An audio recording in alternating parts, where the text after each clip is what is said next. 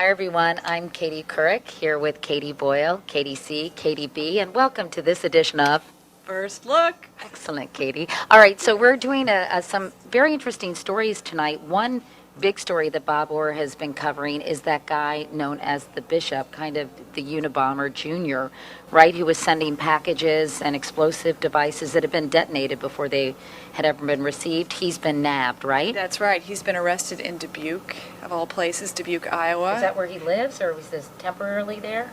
I think he might be from Cedar Rapids, but he was arrested in Dubuque. They're close to each other. Katie's from Des Moines, by the way. Des Moines, not from Dubuque. It's a big Iowa day. Big, That's important right. day for Iowans. He's a father. He's like a 42-year-old man with children, so it'll be Really? very interesting to find out more about who this guy was and what he was after. That's really bizarre. Meanwhile, we've got a Twister story. There was a bad tornado last night in Texas, killed some people, and so he's going to report on the aftermath. Also, we've got an interesting story on kids and food that Nancy Cordes is doing. She's sort of our FDA nutrition correspondent these days because she's been doing a lot of pieces on the FDA investigation of tainted spinach and Consumer obviously safety, yeah. and the pet food situation as well. This is on junk food in vending machines, right? That's right, because a lot of schools are trying to clean up their school lunch programs, but they still sell a lot of junk in vending machines. And so she went to a district In Cambridge, in Mass? Cambridge, Mass. that has cleaned up their lunch program and taken vending machines out of the school, and their kids have lost weight. They're actually seeing results from doing this kind of thing. And Isn't that great? It's amazing. I mean, it's such a no-brainer, too, Yeah, don't you think? yeah.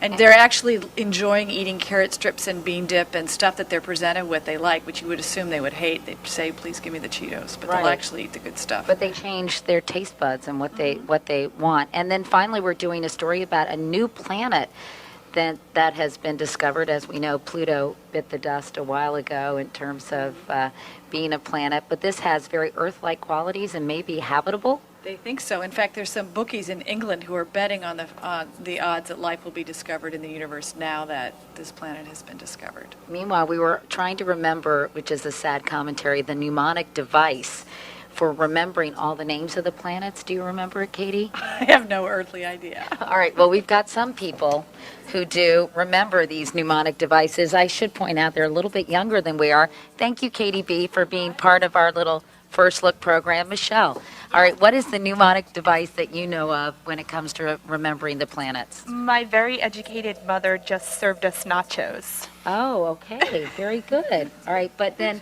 just served us nachos, and then what about when Pluto was around? When What was Pluto it? was around, I remember the traditional about pizza. Yeah. But I can't seem to remember how it goes right now. Okay, that's all right. You did a good job. Thanks for Googling it and reading it right off the screen. I'm glad you could remember that mnemonic device. Victoria, all right, what was the mnemonic device you remember from your childhood days with the planets? I also Googled it, but I believe the classic that I learned as a tot was, my very eager mother just served us 9 pizzas. Excellent. Pluto friendly. Right. But now just served us. Just served us 9. Yeah. Okay. Thank you, Victoria. All right, we've got a couple of other people. Where did my other friend go who had another mnemonic device? What is your mnemonic device for remembering the planets? My very educated mother just sent us new plates. There you go. New plates. Interesting. And not the pizza thing, the plate thing. All right. Jamie? No? Pickles. All right, there was the pickles in there, but now that Pluto is gone, the pickles are too. Anyway, all right, well, that was a fascinating exercise. We got a little tour of the CBS newsroom, and that does it for this edition of First Look. Please watch the CBS Evening News tonight. Check your local listings for the time, and we'll see you tomorrow on First Look.